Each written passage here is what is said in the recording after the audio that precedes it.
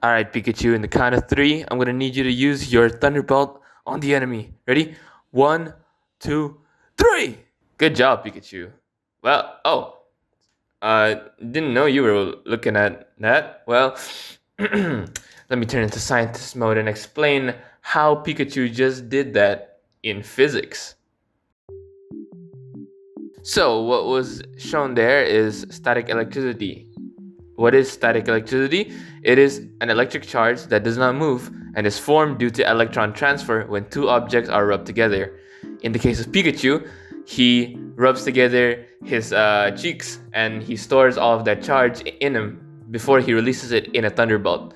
But anyway, in a literal sense, static electricity is in two forms: positive charge and negative charge. In positive charge, it happens when glass is rubbed with silk and the electrons move from glass to silk, and in negative charge, it happens when something like ebonite is rubbed with wool, where the electrons from the wool will move to the ebonite.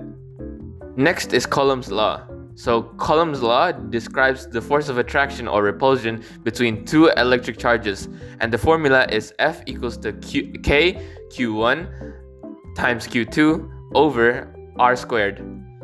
So like charges, if the charges are alike, they repel, and if the charges are opposite, then they will attract. So next is electrical fields. The electric field is the force per unit charge, or E equals to F over Q. In electric field lines, they point away from positive charges and point toward negative charges. They also never intersect. Next is electric field in a conducting sphere. It is important to note that in a conducting sphere, there is the distance from the center of the sphere, or small r, and then the radius of the sphere, or as I say, big R.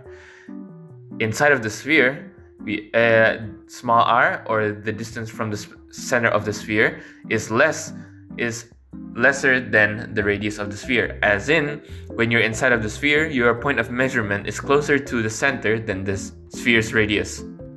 It's important because inside of the sphere, the energy is zero, as in the electric field is zero everywhere inside. However, on or outside of the sphere, it is instead reversed, where the distance from the center of the sphere is greater than the radius of the sphere. Therefore, it has a formula, or said E equals to K times Q over R squared.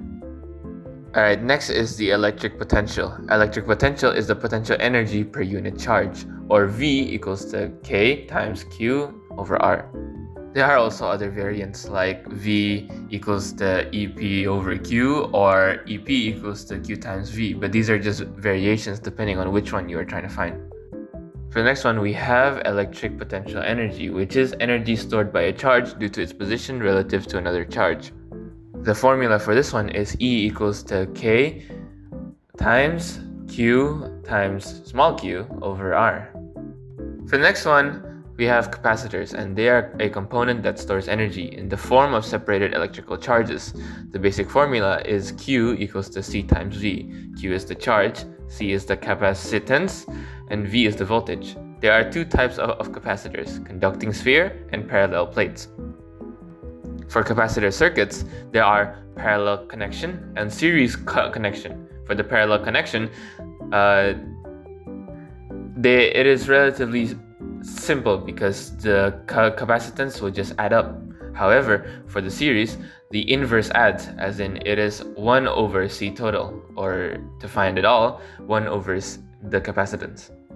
Lastly, we have energy stored in a capacitor, or W equals the half of C times V squared. So now we move on to an example question, where two electrons are separated by a distance of 2 to the power 2 times 10 to the power of negative 8 meters. So to calculate the force between them, first we must start by understanding that the charge on the electron is 1.6 times 10 to the power of negative 19 C.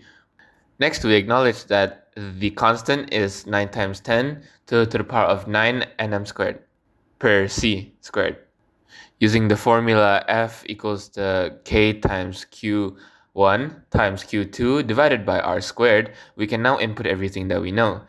Because we know the constant and we know that the value of Q1 and Q2 are the same, therefore we can put them into a square because we're counting both of them together, and then the distance was given already, and therefore we will get a result of around 5.8 times 10 to the power of negative 13n.